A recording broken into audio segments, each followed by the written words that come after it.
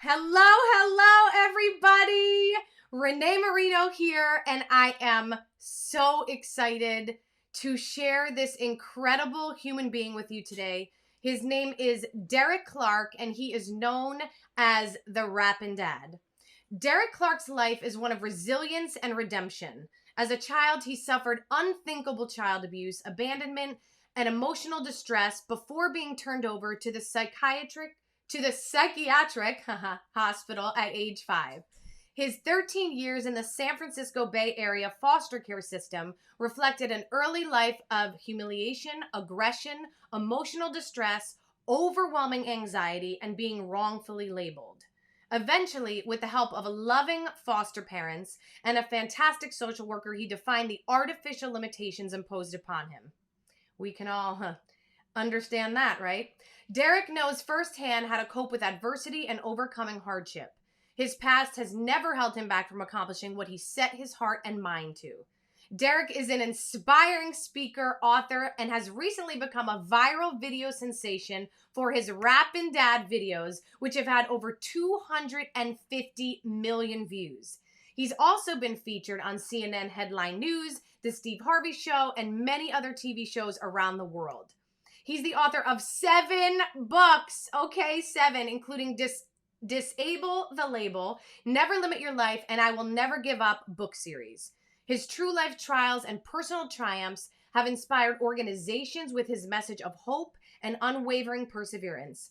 He has turned his situation from a victim to a victor, equipping him with the wisdom and the will to never give up. Everybody, please give a wonderful, warm welcome to the Rappin' Dad. Hey! What's up? The Rapid Dad hanging out with Hey! Renée Marino. I feel Oh like my- I'm in oh my gosh, I'm with the star right here, like holy cow, Stop. Renée Marino. Stop it. I am so honored to have you here. I just have to tell you that so everyone has to understand where I first got introduced to Mr. Rappin' Dad.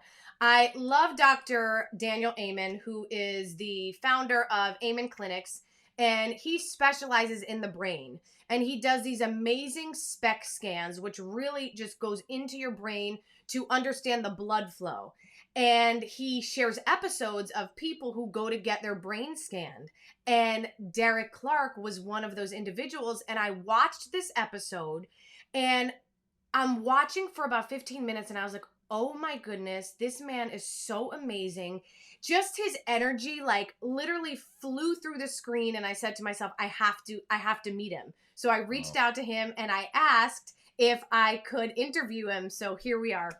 Here we are. And that episode, I was a crybaby because, it was like all about my brain and validating all like the learning disabilities and all the motor skill issues that I had as growing up. So I'm so glad that you connected to that video. Thank you. Yeah, And I really did. yeah, So, Derek, as you know, I'm a communication coach, and I am just obsessed with understanding how people communicate and why they communicate in the way they do. And I really believe with my whole heart and soul that everything starts with communication. And when we learn to master this skill, we become limitless. The doors to opportunity open up. And I know that you and I, we talked the other day, and our conversation was so much based on inner communication, right? That communication with yourself. And I would love for you to share with our audience, like, what does that mean for you, having that communication with yourself? yeah. So that's a great question. No one's really asked me that on all the podcasts I've been on. Your mind is a great, unbelievable tool. It's an unbelievable weapon, and your attitude can be your best friend or your worst enemy. Mm. And you're either going to be a trier or a crier or a liar about your life. Yes. Yes. And so what that means to me is that the outside world is a reflection of your inside world. If I can get my inside life together, my outside world will be much better. So I tell audiences all the time when I'm speaking all over the world that we are raised in a society, and I mean, obviously, you're very fit and you go to the gym and you work on your dance moves and you probably have great cardio. But how many people, they work out at the gym for an hour or two, but how many work like 15 minutes a day on their inner fitness? So they're Yes. working on their biceps, their glutes, their hamstring, everything, right? Their chest, their shoulders. But I'll tell you, when the middle of adversity, your biceps aren't going to save you. Chances are. Woo! It's going to be your inner muscles. That's your patience muscle, your determination muscle, your perseverance muscle, your endurance muscle, your integrity muscle, right? Your Mm. courage muscle, all these muscles. And if people would realize that a lot of people walk around, they let the inner me become the enemy. All right, here we go. Let's Yep. preach it.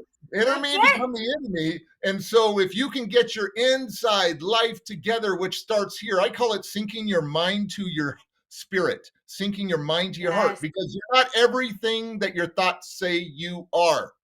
Right? You are not Yes. everything. Research has shown that we have approximately 35,000 thoughts that go through our mind every single day.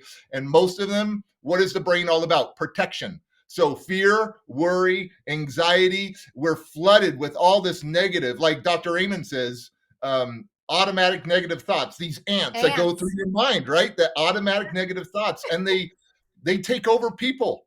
And then bitterness happens, and then shame, rejection, guilt, rejecting yourself, not liking yourself, not loving yourself. We beat ourselves up. I know I'm a fan of beating myself up sometimes. I'm not a fan. I Yes. hate it, but it's the Yes. way I was programmed, obviously, and I just really work on getting those ants out of my mind. But yes, the inner Wow. self, you get your inner self together, your outer world will be much better. It's all about perspective. Yes, Derek, this is what I mean. I'm telling you, you guys, this is why I had to speak with him. Like, Oh, I could cry because everything that you are talking about right now is so aligned with what I believe and what I teach. And what I think is so mind blowing is that here you are helping people all around the world, Derek. I mean, inspiring all the people who are watching right now. Is he an inspiration or what? Let me see it in the chat box. And the trials and tribulations that you faced are what some people could never even imagine. So can you explain to us, because your spirit is so incredibly beautiful, how do you go from a young boy dealing with abandonment, dealing with child trauma, going in and out of foster care, trying to understand what life really is as a young boy? How do you go from that to being this bright light that you are and helping to teach us about focusing on our inner lives? Yeah, it took years for me to be here, to be honest with you, Renee. I was an angry kid, an angry teenager. I laughed a lot sometimes, but I harbored a lot of bitterness. And when you're abused by your parents, brutally abused, you know, uh, that's one thing. But for a kid to go through abandonment by his parents, that's even worse, really, because I would have taken the abuse. When I was put in foster care, I wanted to go home. That was the one thing I prayed for all the time. Let me go home to my own mom, right? But she did a lot of bad things to me. And that abandonment messed with my mind. It made me feel rejected. She kept my brother and sister and got rid of me at a psychiatric facility and then went through the foster care. I was put in a home for unadoptable kids because of my severe behavioral and emotional problems. I was labeled. That's why one of my books is called Disable the Label. I was labeled mentally R, erratic psychosis, emotionally disturbed. I did not learn to run till 7 years old. I did not learn to read and write till about 8 years old. My vocabulary at 6 years old was approximately 75 words. The national average in America is 2,600 words for a 6-year-old. A 3-year-old has, Wow. yeah, a 3-year-old should have approximately 300 word average. So I, I was, I had a lot of issues. I had brain scans when I was 8 years old because I couldn't write yet and all that stuff. So that's why it was so awesome to meet with Dr. Amen all those years later and validate all the issues that I had with my temporal lobes and my cerebellum. But what changed my life was at approximately 18 years old, I got expelled out of high school for violence and anger and all the issues that I had. My sister was shot and killed when I was 16. My brother was killed when I was 17, and my good friend was shot and killed when I was 17. And I was just an angry kid. My dad's in and out of prison, and my mom doesn't want me.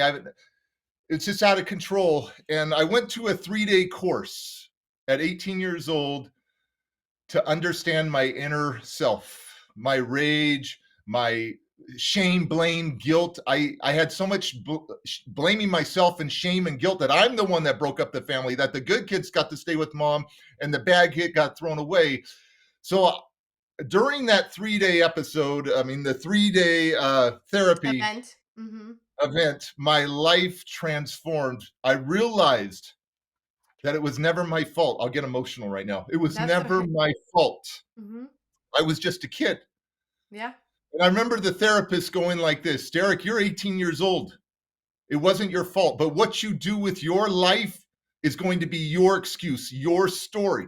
She said like this, if your life is like this, 0 to 100, are you going to let this part of your life, 0 to 18, Derek, control the next 80 years of your life? This little part of your life control this part of your life.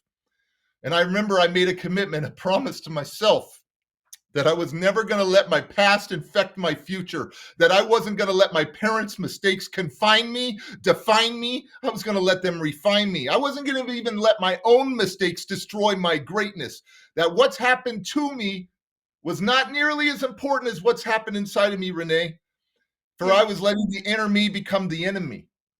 And once I learned to harness that and realize to like myself, to love myself, that look how far I've come. Look how far I've come. Nobody could destroy me. Not my dad. My dad tried to destroy me when my mom was 7 months pregnant.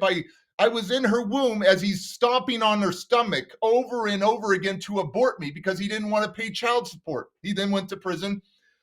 So my dad couldn't destroy me. My mom couldn't destroy me. My stepdad couldn't destroy me. The foster care system couldn't destroy me. The psychiatric facility couldn't destroy me. The only one destroying me was me. And once I became aware of that, my life transformed. Look, Renee, I lost everything in my life at 5 years old. I lost my mom, my dad, my brother, my sister, my aunts, my uncles, my grandparents, my bedroom, my self-respect, my identity, my dignity. But over the years, I learned how to turn something from nothing.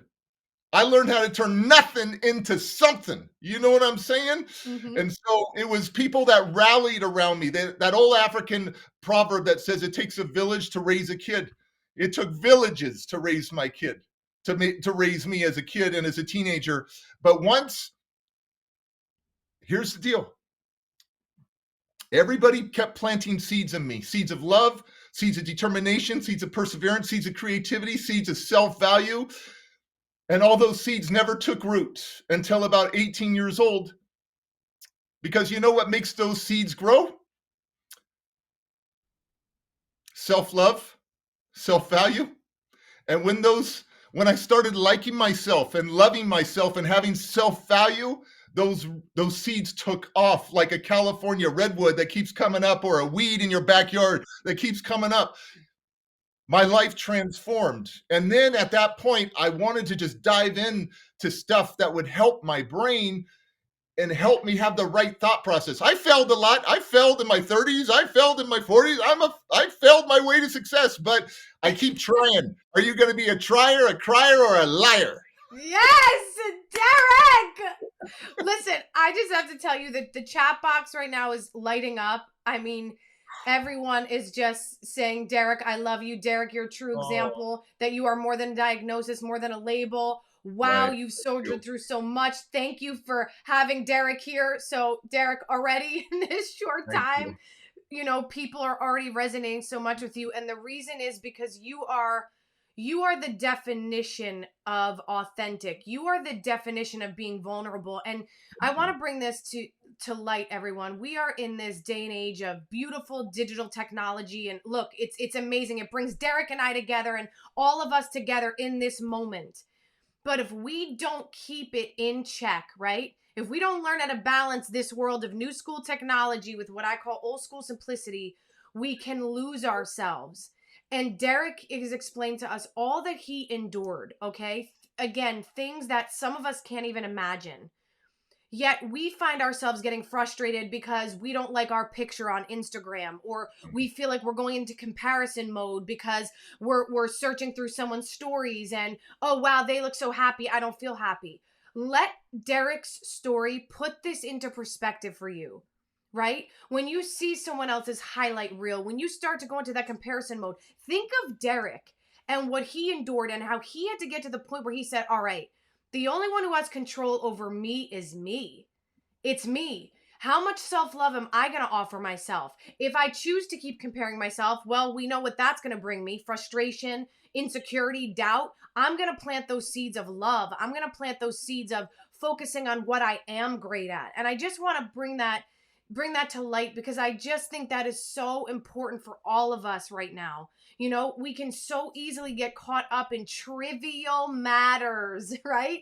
And there Seriously. are, Yeah, go no, ahead. I got to throw this in because we're in a society where we count. We count our views. We count our likes. We count our dislikes on Insta, or well, not as much on YouTube anymore. We count our money. We count what other people are doing, but we count our calories.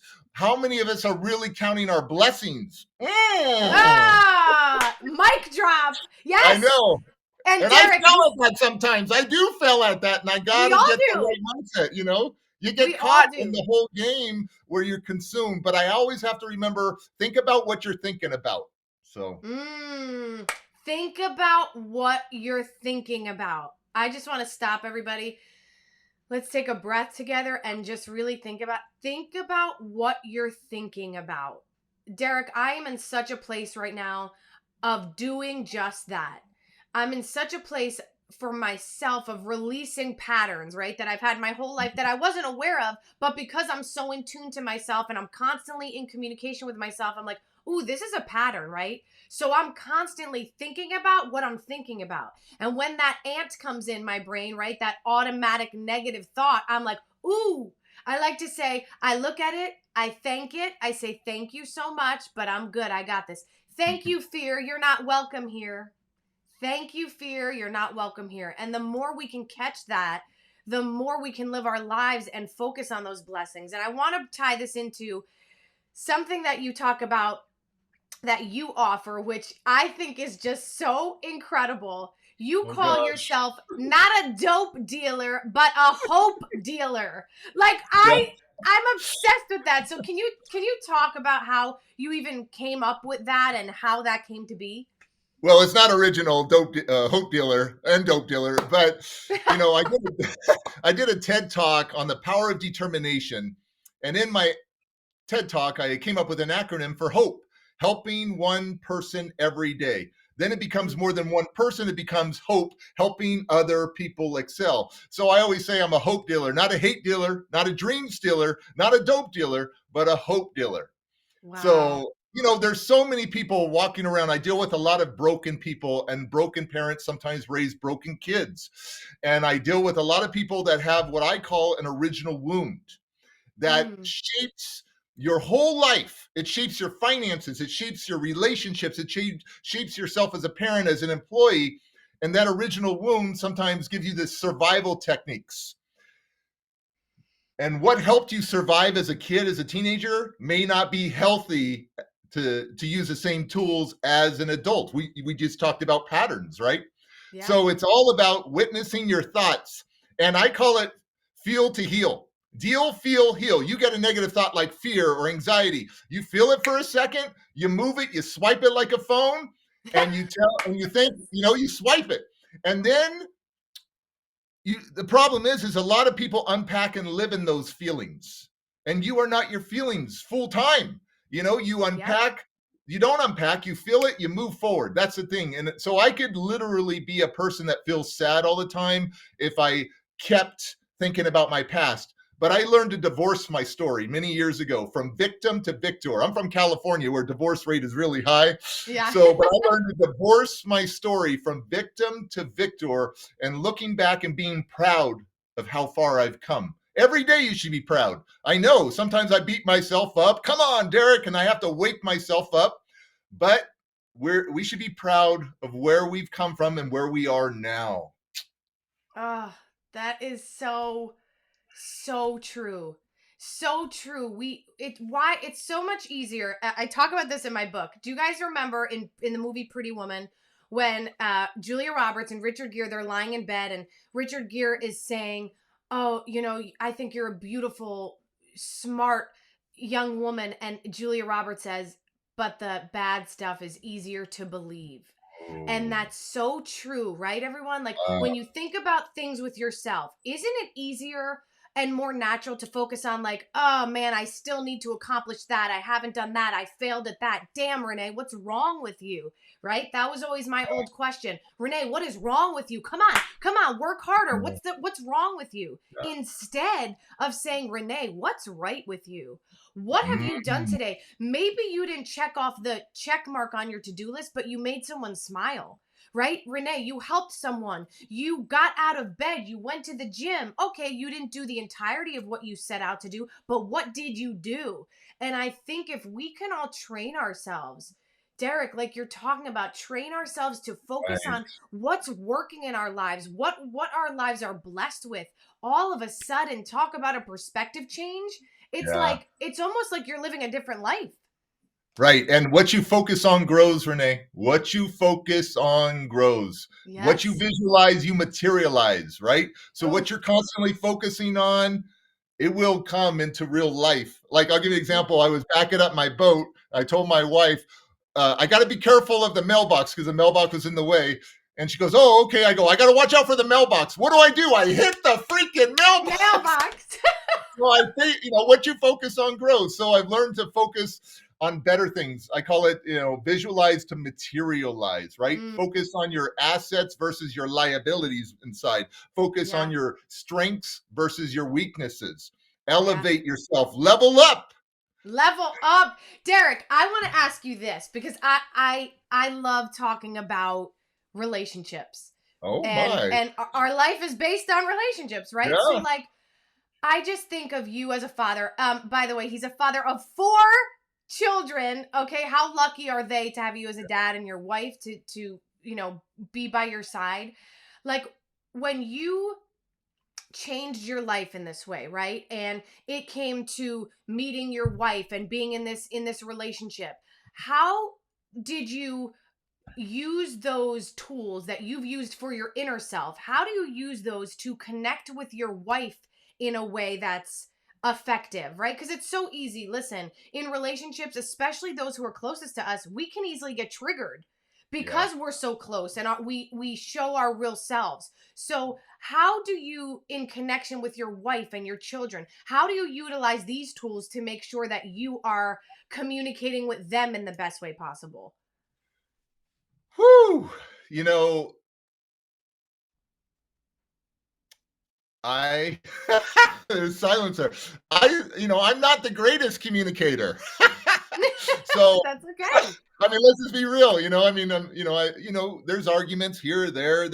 But what I try to come through with compassion and empathy, and seeking to understand. Sometimes I don't Mm, listen well. Sometimes I want to get my point in. I screw up a lot, right? yeah. Defensive mode, and that is a habit I have to work on still because I was always in defensive mode growing up. So I'm not perfect, ladies and gentlemen, but I learned this years ago, and it's about communication. And you're a communication expert, you probably know this, but I use it all the time in my events and I try to practice it. I'm not perfect, but did you know that research has shown that 7% of communication is words? 38% of communication is tone. Tone, tone, tone, Yes. tone, right? How many of us have tone issues, right? And then to make up the other 55%, to equal 100% of communication is body language. So, words don't always mean everything. It's going to be how Yep. you deliver it, right? Your approach, your body language. And so I've tried to get really good at deciphering. But what's interesting is Dr. Amen clinics went through my brain and my attention span and all these things. And I do have a few issues with my brain that my poor wife has to deal with. I mean, I do. It's evident in all my spec scans, the X-rays, right? And so I do have a few issues that I got to work on. But the thing that I keep always saying is I'm a trier, not a crier, and not a liar. I was truthful right now. I'm Yes. not lying. I'm not Yes. And lying. Derek, but I have to tell you, Authenticity. I have to Authenticity. honor you. I have to honor you for this because the fact is your awareness Yeah. of not always being able to be the best listener, excuse me, that's step one. Like with my husband and I, when either Yeah. one Come of us are on. like, Bring it. yeah, Bring it. bring it. Come on. My husband's watching right now. As I'm choking. Excuse me, 1 second. Yeah. All So my right. Some husband and I, vulnerability right now. yes, Vulnerability. we're getting vulnerable here, my friends. But my husband and I talk about this all the time. He'll say, Renee, miscommunication coach, right? He's like, all right, miscommunication coach, did you just hear your tone? And I'm like, damn, he's right. you know? But I always say why we have such a powerful connection is not because we always get along and we don't argue. Heck Right. no. It's because when we do, we sit down and we're like, okay, when you said that to me, it made me feel like this. I know you didn't mean for it to come off like this, but I feel like this. Or Renee, you weren't listening. And look, again, communication coach wrote a whole book about like technology, and then sometimes we'll be talking and I'm like this, doing the exact thing that I tell him not to do and the world, right? So calling myself out, right? Yeah. But my point in bringing this up is that step one for everyone is awareness. And just like Derek said, you know what? I'm not always the best listener.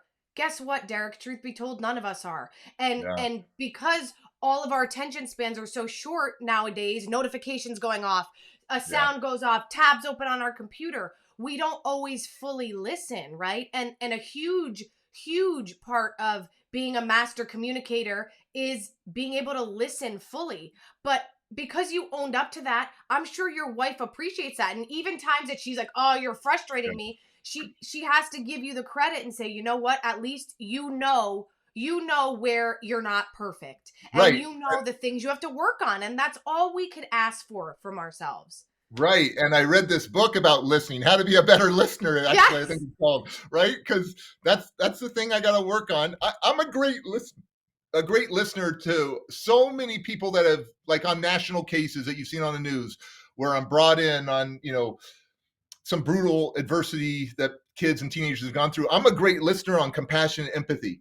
But sometimes when your own closest relationship, it's tough because I want to get my thing in, she's getting her thing in, blah, blah, blah. Yes. And I realize that that's wrong. But I read this book on how to be a better listener in your marriage and stuff, something like that. And it's interesting that the word listen, the letters rearranged differently, equals the word silent. And how many of us listen, how many of us listen to reply?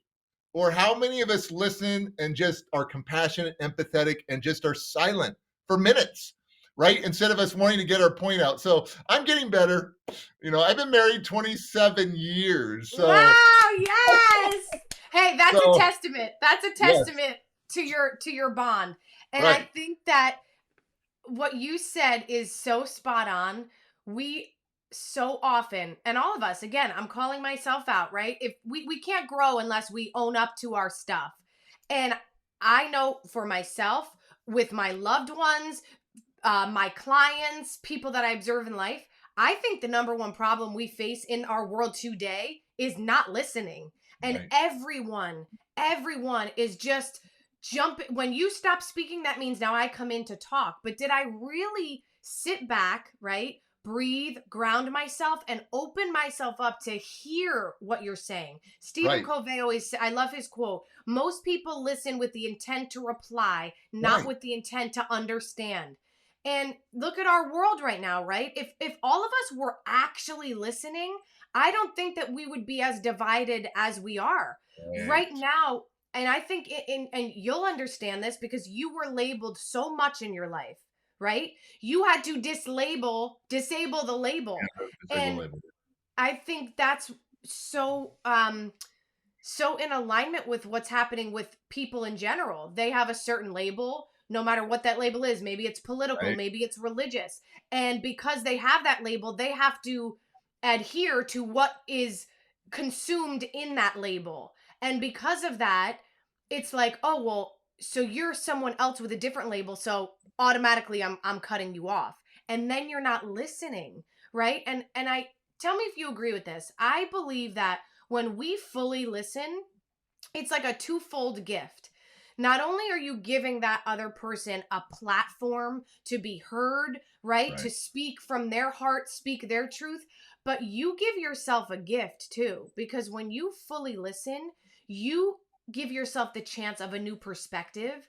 You give yourself the gift of learning something new. And you give yourself the gift of maybe being inspired when previously you thought that you were just going to be turned off and Yeah.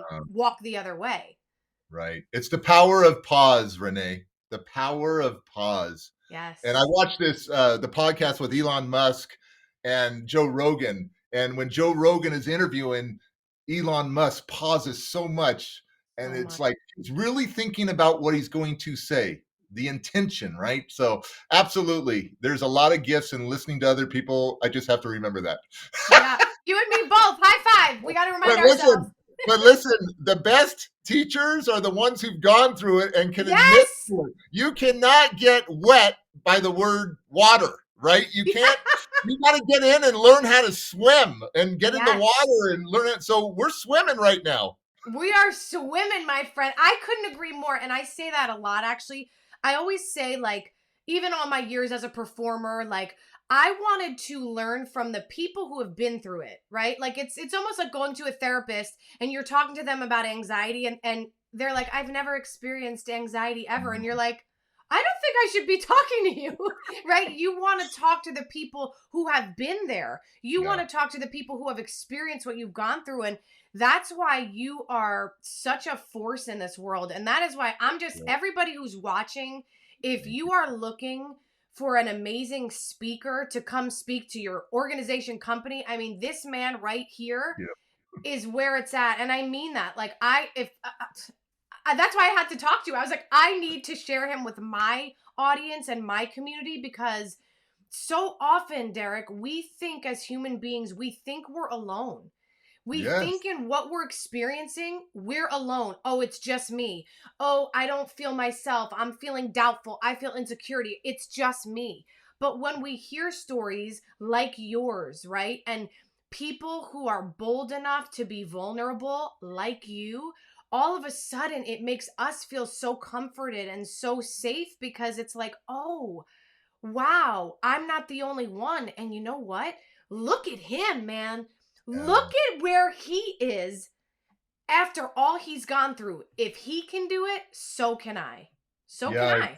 I. Yeah, but you know what? When you put yourself out with that vulnerability and that being authentic, it really attracts others because it lets them know, holy cow, he's not perfect, number one. Number two, he's been through brutal hell in his life. And I would love to talk to him because I've been through hell. I mean, there are so many, Renee, that I deal with that are suicidal. I met with a young girl, 13 years old, who had 87 cuts up her arm. I met with a 17-year-old in juvie that had 125 cuts. I've met with this young girl that was 18 years old that she came up to me with her peer resource teacher, no joke. And I had been speaking individually to youth, to high schoolers for like 45 minutes after my presentation. She was the last one that came up, and her peer resource teacher was with her, and she was emotional. And she said, I just want to share something with you, Derek. I was so touched by you in your story. And I noticed a big scar across her neck, huge scar. And I thought, oh my gosh. She goes, I'm 18 now, I'm a senior, but I was 16 years old. And I came home from school and my dad was in a fit of rage and had duct taped my mom and stabbed my mom over and over again. And I tried to jump on my dad's back to stop him. He threw me off. I grabbed the phone. I called my mom. I called the police. As he's stabbing my mom, he looks at me and he runs towards me and stabs me 28 times. Ooh. And I said to her, can I see your scars? And she showed the side of her neck all ripped up. Here, she showed part of her chest, her stomach, her back, and then she pulled her wrists back, pulled her sleeves back, and she had so many scars on her wrist from the dad trying to kill her through the risks. And I focus on a 3-part formula that I came up with when I deal with anyone that's gone through trauma. Struggle, the solution to success. I validate their struggle. It was amazing what she went through, but we didn't unpack and live there because I only have a few minutes with her. And I said, what do you want to be in life? And she goes, I want to be a nurse. And I said, oh my gosh, that means you want to help people. And she goes, yes, I can go in that hospital where I was almost for a year learning how to walk again. And I can go in that hospital and all the doctors and nurses are going to give me love. And I want to give that love back to someone else. Well, the police went after the dad. The dad killed himself in the car in the mountains. Whew. Guess what she's driving to school, out of school? The car the dad killed himself in. I found that out. We got together with some peer resource teachers, 2 different high schools helped out. And then we called the police department to see if they would like to donate because we wanted to get her a nice used car. Yeah. And the police department donated 90% of the money to buy that car. And because she was driving this tomb. Mm-hmm. So that's the power of connection, the power of communication, the power of vulnerability, and the power of humanity. Just connecting, just forming alliances and being able to say, holy cow, we are touching people's lives. And then she is becoming a nurse. She's going to change. It's the whole domino, it's the whole domino. So I just try to be a vessel. That's what I do. I just try to be an instrument. But I have story after story after story of young girls and young boys and older women. And I had this woman came up to me after my event, and I think it was Nebraska, and she said to me, crying, she was about 60 years old, and she goes, how do you let go of the bitterness?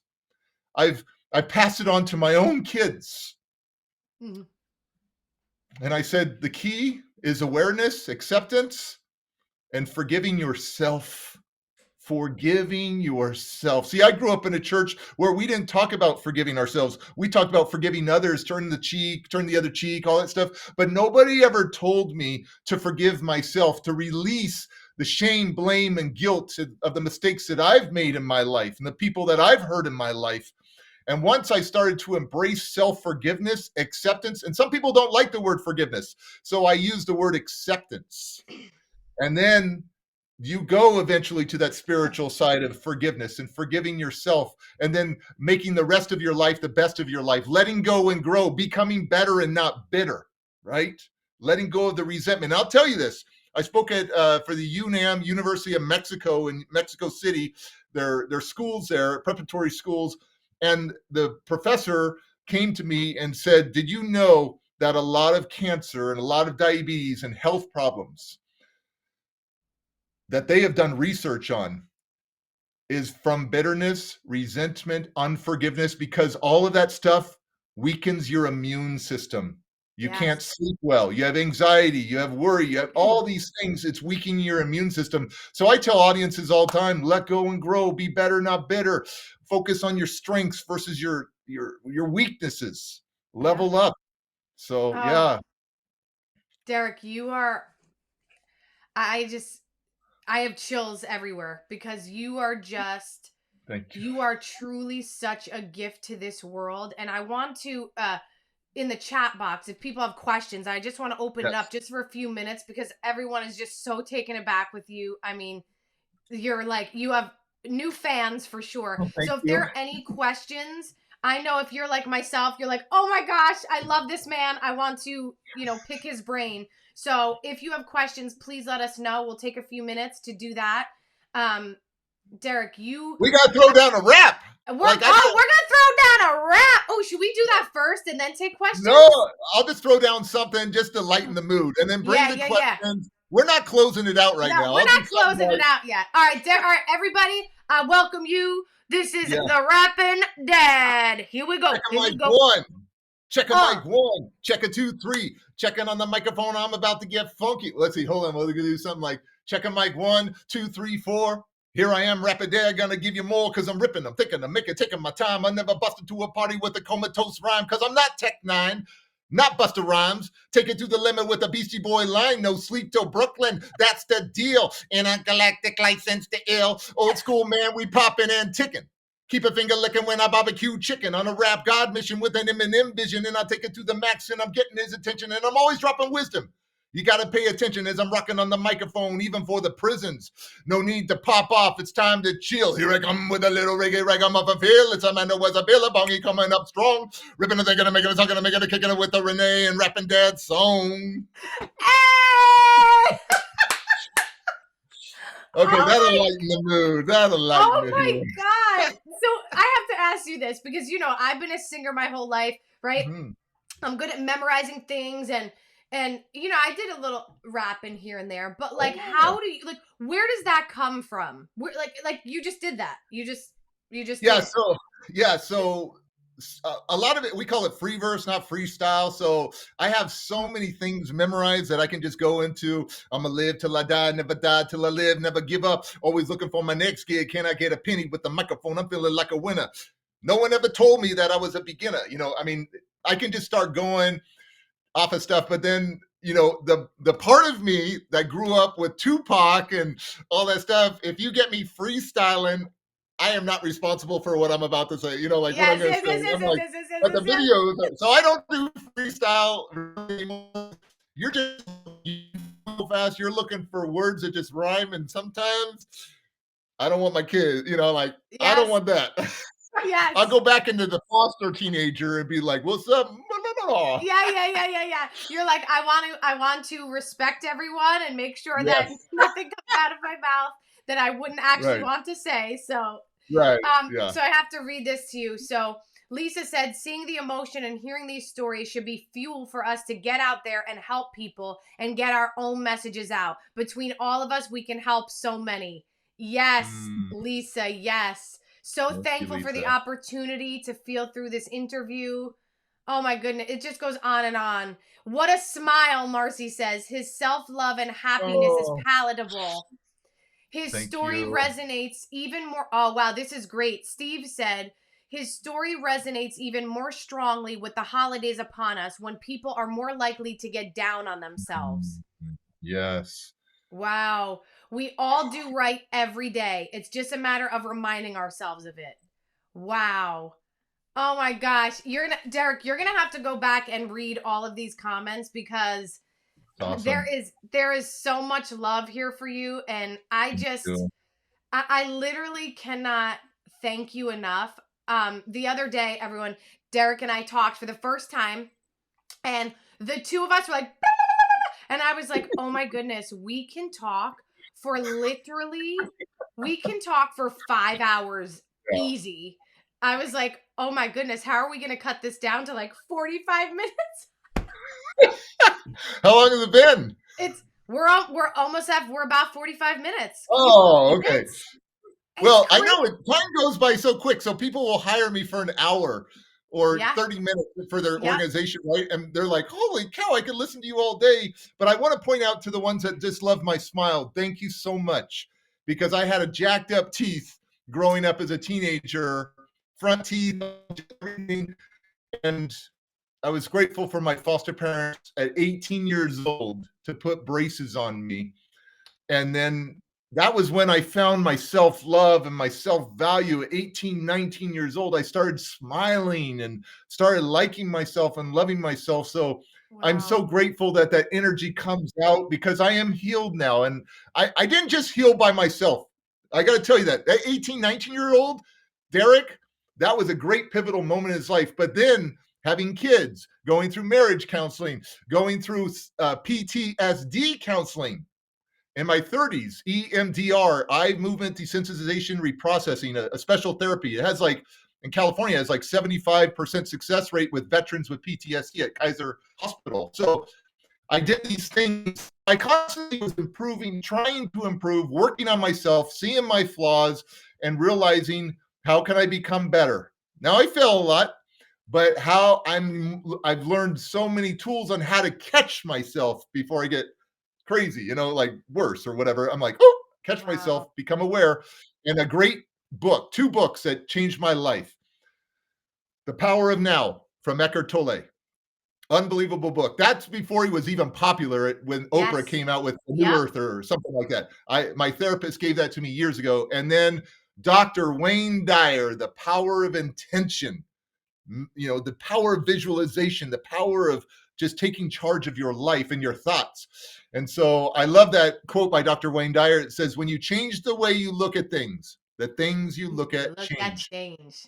So when I change the way I look at my life, ladies and gentlemen, I used to think of my life for years as a curse.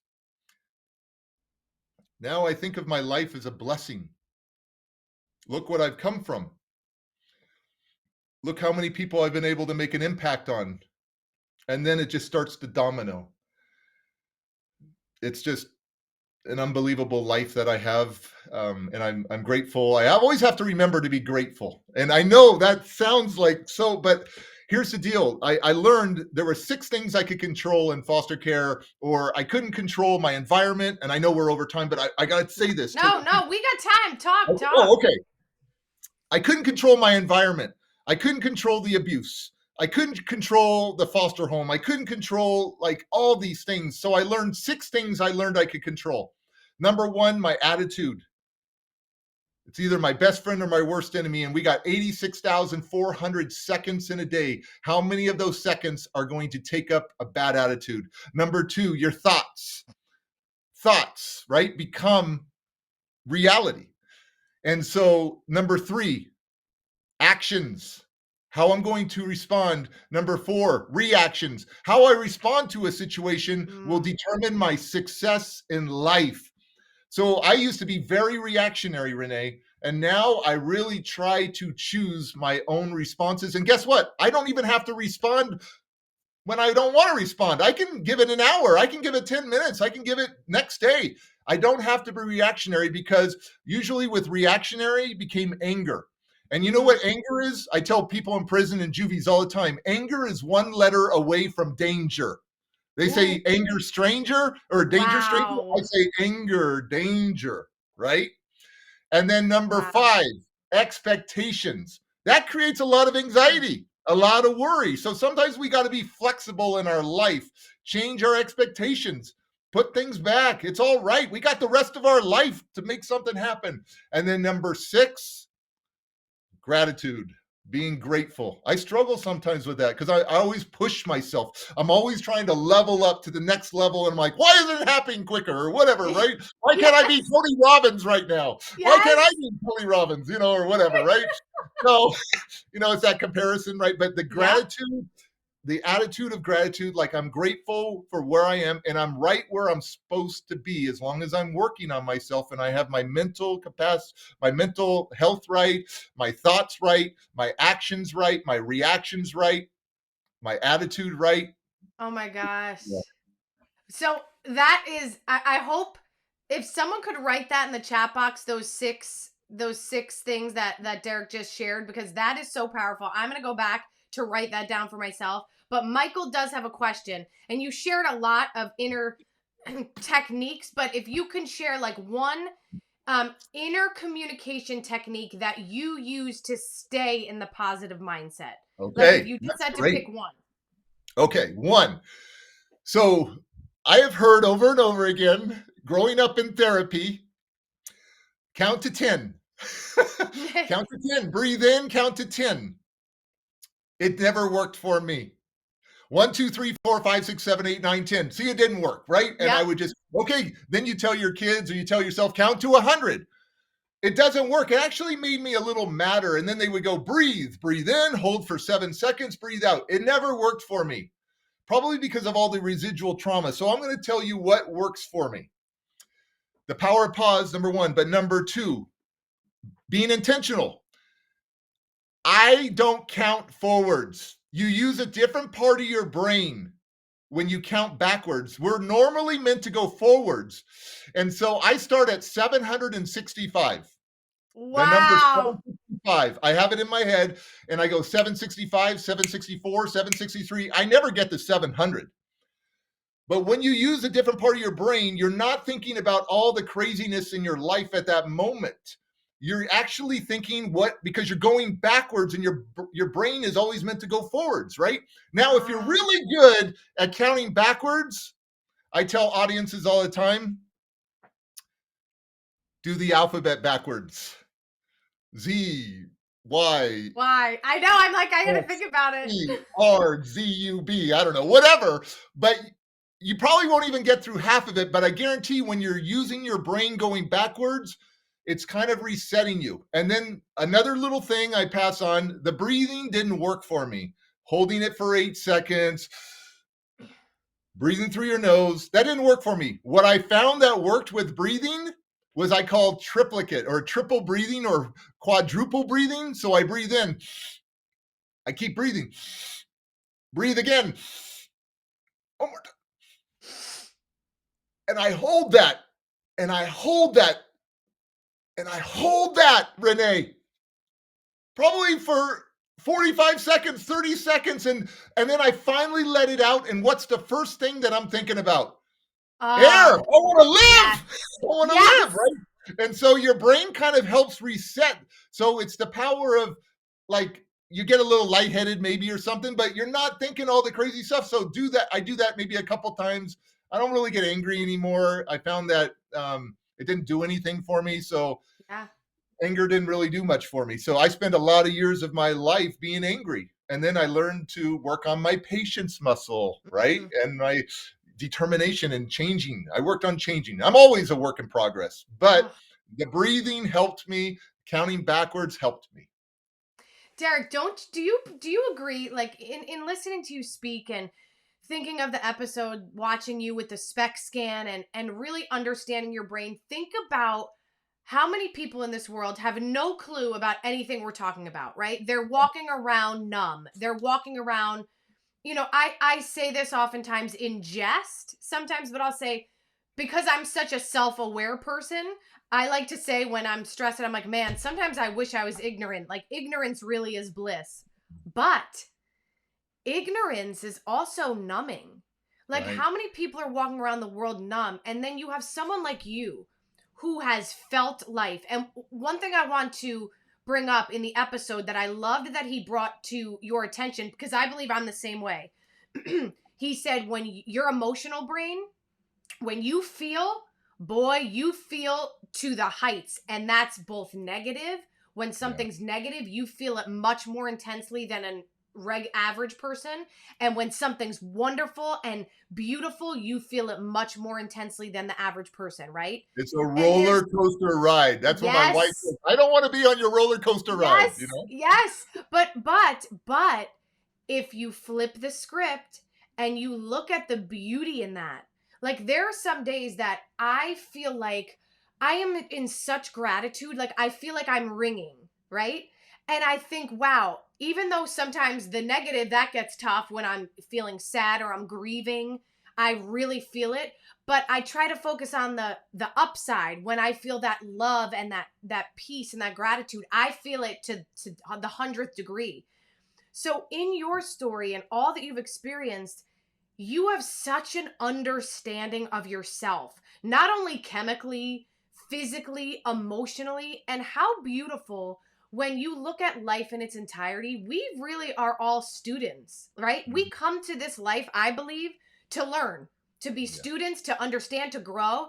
And you, my friend, have grown and continue to grow every moment because you're so in tune to who you are. So everything that you've gone through really has been a gift for you, because now you're taking that and you are helping so many other people while still getting to understand yourself more every day. Well, the doctor said, thank you, Renee. The doctor said that my brain doesn't work like normal people's brain. In fact, do you remember that little part? He said, this is your superpower up here, where most people don't even use that part of the brain, but the brain, the plasticity and the neurons fired a totally different part of the brain where I can use. Because obviously, if you look at the brain spec scans, my temporal lobes, my cerebellum are so jacked up. But what's interesting is I do feel. I'm a feeler. Like, I just feel, right?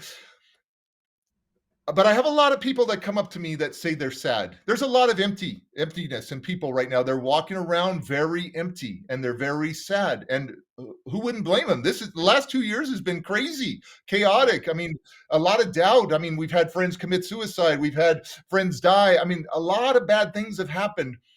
But what I do is I don't really get sad per se. I don't say the word I'm sad. I don't say the word I'm depressed. First of all, I don't get depressed, but I have friends that get depressed. And then it can be a long period of time, maybe a month or two that they go through. But I've worked out some experiments on people and I've gotten good feedback. And I believe in the power of words. And so I believe in the substitution of words because sometimes words change your whole physiologically, change your whole physiology. And so I tell people instead of saying, because saying sad or depressed hasn't been working at this moment. They're still sad. So I tell them to substitute the word sad and depressed for 2 weeks. Use the word I'm recharging. Oh, Because automatically it gives you a little blip in your energy and you can visualize like your cell phone charging or something like that, right? Something's charging. It's all right to feel sad. It's all right to feel all the things that you're feeling. The problem is that we unpack and live there a lot of the times. So let's try to give it a level up energy, some energy to level up. So I tell audiences all the time, just substitute the words. When you yes. say, "Oh, I feel like I've been stabbed in the back," or "I feel like that," well, show you don't have any scars from that. I mean, all you're doing is you're changing your whole body and you're bringing yourself down. So speak words of faith. Speak words of hope. Have creative outlets. I tell audiences all the time, hobby. Not a lot of people. I don't care if it's crocheting, doing fly fish hooks, coloring, art, music, singing, writing songs, but everybody should have something within them that makes their heart sing. So people will tell me, well, when they have behavioral problems with their kids, I'll say, well, what's your kids doing for hobbies? Oh, they play sports. That's a physical outlet. Okay. What is something that gets the creative stuff out of them, right? Oh, he plays video games. That's a zone out. Oh, she reads. That's a zone out. Now, writing the book, that's a creative outlet. Creating a physical regimen, a fitness regimen, that's cool. Programming a video game, that's cool. You're creatively expressing yourself. So I'm big on this nation needs to get back into hobbies, into creatively expressing themselves. And that's what I do. I do music, I do all this stuff. And you obviously are very, very talented. So wait, so Derek, I think that we should we collaborate on a little something for the audience? What do you think? You got a hook? I mean, we could do something. Yeah, I think we should do it. It's all about hooks. So I've been thinking about it as we were talking through this whole. So we're gonna do a duet. All right, a duet. Okay. All right. So do you want to start it or should I start it? Oh, let's start with the hook. Let's get them in the mood. All right. Okay, what you got? Renée Marino. Woo! Here we go, baby. You are limitless when you connect with yourself. Ooh, do that you again. are limitless when you connect with yourself. Yeah. So here's a few lessons that I've learned. I've turned a mess into a message and earned a return. I've turned scars into stars. Live like avatars. No one can stop you if you believe in your heart. And this is your life. Going on and never let the past infect your future for a moment. Never let a weakness destroy your greatness. It's time to profess. You're too blessed to be stressed. Bam! You could be everything you want to be. But never let the enemy be your enemy. It's time to be better and not bitter. It's a choice to be a winner, and it's a choice to be a quitter. So if you've been knocked down or thought about suicide, get out of the shadows and hold your head high, because this is your time, and this is your sign. Get up and climb. You were born for this moment to shine. Get up and climb. You were born for this moment to shine. Ooh, you are limitless when you connect with yourself. You are limitless when you connect with yourself. Bring it. Derek, he's the rapping dad. Derek Clark, he's the rapping dad. Oh, wow. That's why Renée Marino is Renée Marino. Hey! Oh my God, I feel so honored that I got to. I'm honored. Wow. I'm honored. Derek, That was seriously. awesome. That was awesome. You are so incredible. And I can't say it enough. Like, I say this a lot, and I'm sure those who are in my community will they've heard this from me, but I value nothing more in life than truly genuine people.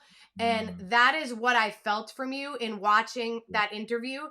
That's why I love communication so much, because when you, even through a screen, you feel like you can get to know someone because they are so real and they are so genuine. Like, that's powerful. And that's what made me say, I have to talk to you. And I'm just so grateful. It was meant to be. As you said, you know, what's meant for us will not miss us. And this interview was meant to happen. So thank you so much. Thank you to everyone who's listening. Everyone loved our finale. That's awesome. That was awesome. I got to be with a Broadway star, sing with a Broadway star. That's awesome. We're gonna have to record something. What do you guys think? Should we record it? Yeah, that's a great little hook, actually. That's Renée Marino's hook. She owns that. Yeah, baby. Well, Derek, listen, I think that we definitely need to do this again. So this won't be the last time. Awesome. And I just hope you have the best, most beautiful holidays. And again, thank you for just helping so many people in this world. You're welcome. And if you ever want to get in contact with me, ladies and gentlemen, yes, you can tell go everybody. My website, iwillnevergiveup.com. iwillnevergiveup.com. Or on social media at Rapping Dad, RAPPINGDAD. I try to respond to so many direct messages as I can, but I get a lot. But, you know, if you just type in the first few words, instead of like, hi, Rapping Dad, or hi, Derek, just put Renée Marino. I'll get to you quicker. That'll be the code word. Yeah, code word. Thank you, Derek. We all love you. I'm telling you, you have to go back, look at the comments, but you made all of our days, and we will talk again very soon. Awesome. Here's to not giving up. Thank you. Woo! Never let your past infect your future. Peace. Yes. Peace. Thank you, everybody. We'll see you soon. See ya. That's awesome.